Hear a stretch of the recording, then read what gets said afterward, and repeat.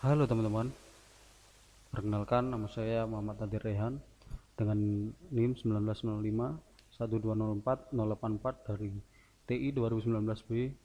Ya, kali ini kita akan membahas tentang standarisasi jaringan. Ya, pokok pembahasan kali ini adalah definisi dari pengertian dan kegunaan standarisasi. Terus yang kedua ada OSI dan TCP atau IP dari sejarah pengertian, contoh OSI dan TCP atau IP. Yang ketiga adalah protokol suite, yaitu application, presentation, session transport, network, data link, physical layer, dan badan standarisasi. Ya, untuk pengertian dan kegunaannya. Pengertian dari standarisasi jaringan merupakan sebuah aturan main atau protokol yang digunakan agar semua hal atau pekerjaan dapat berjalan dengan baik dan komunikasi dapat terjalin dengan baik pula. Kegunaannya sendiri adalah untuk dapat digunakan banyak orang. Yang kedua, memudahkan komunikasi satu sama lain. Yang ketiga, memudahkan dalam melakukan pekerjaan. OSI dan TCP atau IP.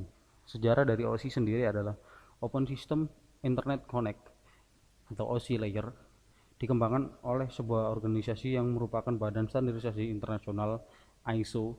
Pengembangan ini merupakan usaha untuk menstandarisasi komunikasi data antara berbagai vendor agar tidak terjadi monopoli, agar berbagai vendor dapat berkomunikasi. Pengertian yang physical layer, lapisan ke-1 ini berfungsi untuk mendefinisikan media transmisi jaringan, metode pensinyalan, pensinkronisasi bit, arsitektur jaringan seperti halnya Ethernet atau token ring, topologi jaringan dan pengabelan, network interface card atau NIC dapat berinteraksi dengan media kabel atau radio.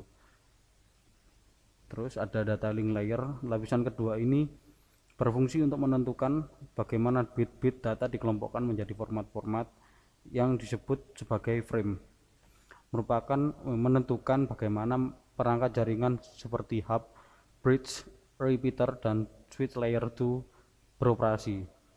Spesifikasi IEEE 802 membagi level ini menjadi dua level anak, yaitu lapisan logical link control LLC dan lapisan media access control MIC. Untuk network layer lapisan ketiga ini berfungsi untuk mendefinisikan alamat-alamat IP, membuat header untuk paket-paket, dan kemudian melakukan routing melalui internet working dengan menggunakan router dan switch layer 3. Transport layer lapisan keempat ini berfungsi untuk memecah data ke dalam paket-paket data serta memberikan nomor urut ke paket-paket tersebut sehingga dapat disusun kembali pada sisi tujuan setelah diterima. Selain itu, pada level ini juga membuat sebuah tanda bahwa paket diterima dengan sukses, acknowledgement, dan mentransmisikan ulang terhadap paket-paket yang hilang di tengah jalan. Terus ada session layer lapisan kelima. Lapisan kelima ini berfungsi untuk mendefinisikan bagaimana koneksi dapat dibuat, dipelihara, atau dihancurkan. Selain itu, di level ini juga dilakukan resolusi nama. Terus ada presentation layer lapisan keenam. Lapisan keenam ini berfungsi untuk mentranslasikan data yang hendak ditransmisikan oleh aplikasi ke dalam format yang dapat ditransmisikan melalui jaringan. Terus ada application layer.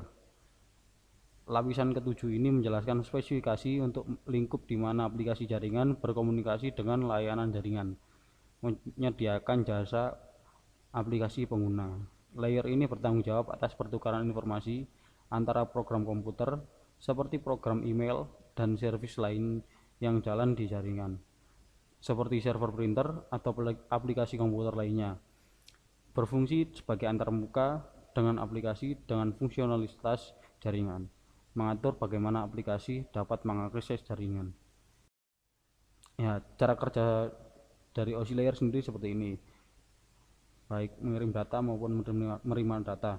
Untuk mengirim data sendiri dari application layer, terus presentation, terus lanjut ke session, transport, network, data link, hingga ke physical.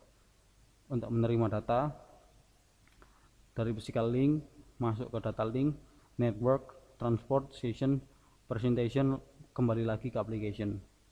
Jadi seperti itu. Terus ada sejarah TCP atau IP. TCP atau IP layer dikembangkan oleh DoD, Department of Defense, US pada tahun 1970-an. Kenyataannya, model teknologi TCP atau IP ternyata ini lebih populer digunakan di pasar ketimbang model yang dikembangkan oleh OSI. Pengertian network layer, access layer. Lapisan ini sesuai dengan kombinasi lapisan data link dan lapisan fisik model OSI. Itu memperhatikan pengalamatan perangkat keras dan protokol yang ada di lapisan ini, memungkinkan untuk transmisi fisik data. Terus ada internet layer. Lapisan ini sejajar dengan fungsi lapisan jaringan OSI. Ini mendefinisikan protokol yang bertanggung jawab untuk transmisi data logis melalui seluruh jaringan. Pengertian dari host to host layer. Lapisan ini dianalogikan dengan lapisan transport model OSI. Ini bertanggung jawab untuk berkomunikasi ujung ke ujung dan pengiriman data bebas kesalahan. Ini melindungi aplikasi lapisan atas dari kerumitan data. Application layer. Lapisan ini menjelaskan fungsi dari 3 lapisan teratas model OSI. Lapisan aplikasi, presentasi, dan sesi. Ini bertanggung jawab untuk komunikasi node to node dan mengontrol spesifikasi antarmuka pengguna. Ya, ini cara kerjanya sendiri dari TCP atau IP mode. Jadi langsung application, transport, internet, dan network access. Jadi cuma ada 4. Contoh sederhananya seperti ini.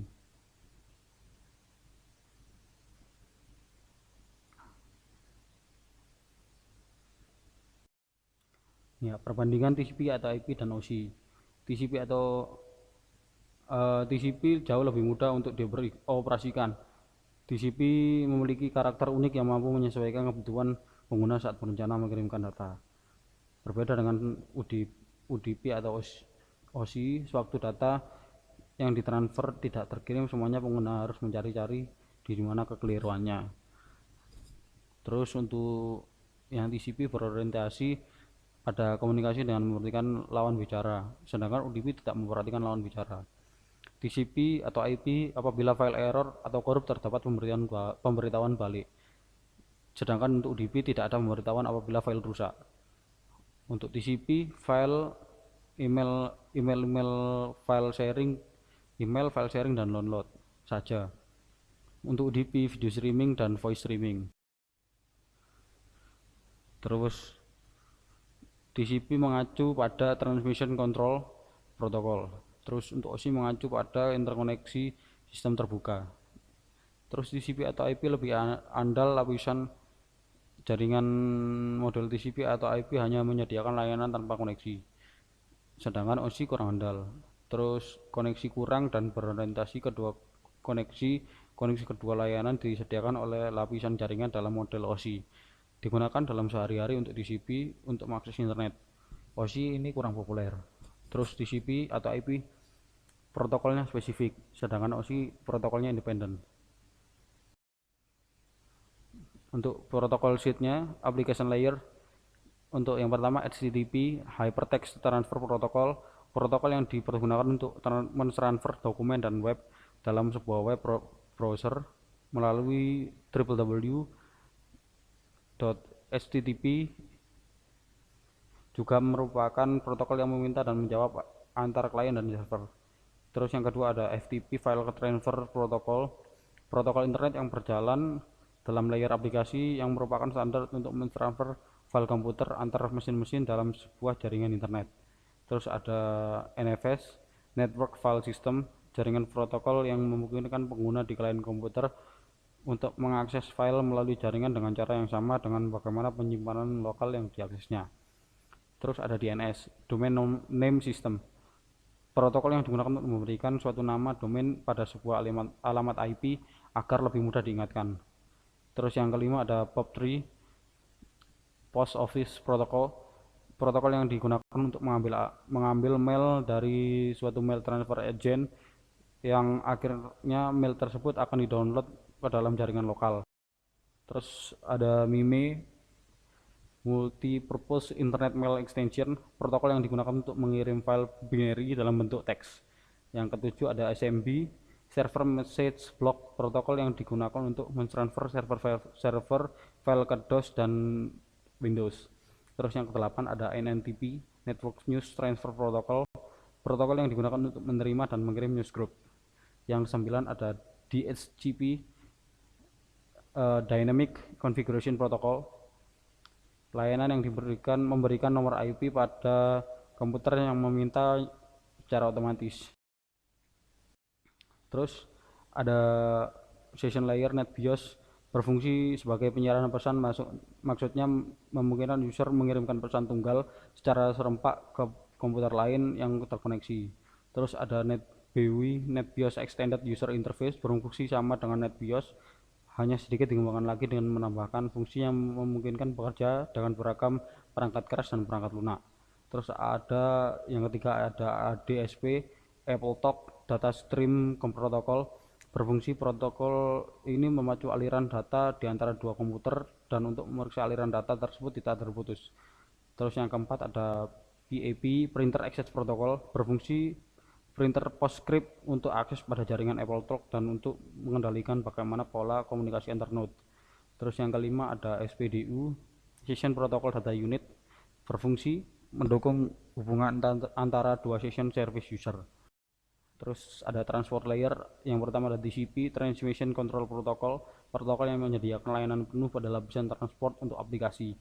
Terus yang kedua ada UDP, User Datagram protokol connectionless dan proses to proses yang hanya menambahkan alamat port, checksum, error control, dan panjang informasi data pada layar di atasnya.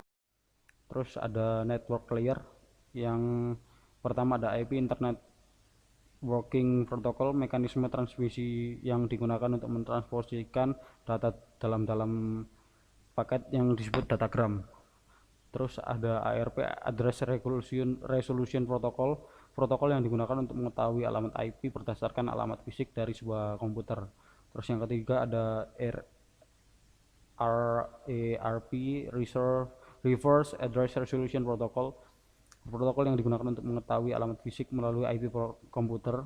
Terus yang keempat ada ICMP, Internet Control Message Protocol, mekanisme yang digunakan oleh sejumlah host untuk mengirim notifikasi datagram yang mengalami masalah pada hostnya. Terus ada yang kelima ada IGMP, Internet Group Message Protocol, protokol yang digunakan untuk memberi fasilitas message yang simultan kepada grup penerima. Terus ada data link layer, PPP atau Triple P Point to Point Protocol, protokol yang digunakan untuk point to point pada suatu jaringan. Terus ada yang kedua Sleep Serial Line Internet Protocol, protokol yang digunakan untuk menyambung serial. Dan yang terakhir ada physical layer, tidak mempunyai protokol yang spesifik di layer ini karena pada layer ini hanya mengirimkan bit-bit data. Terus ini adalah badan-badan standarisasinya, ada IEEE, ECMA International Telecommunication Union, ANSI American National Standard Institute, TIA Assessing Global Communication, sama ISO International Organization for Standardization. Ya, kurang lebihnya mohon maaf jika ada salah kata, mohon dimaafkan. Sekian dari saya. Wassalamualaikum warahmatullahi wabarakatuh.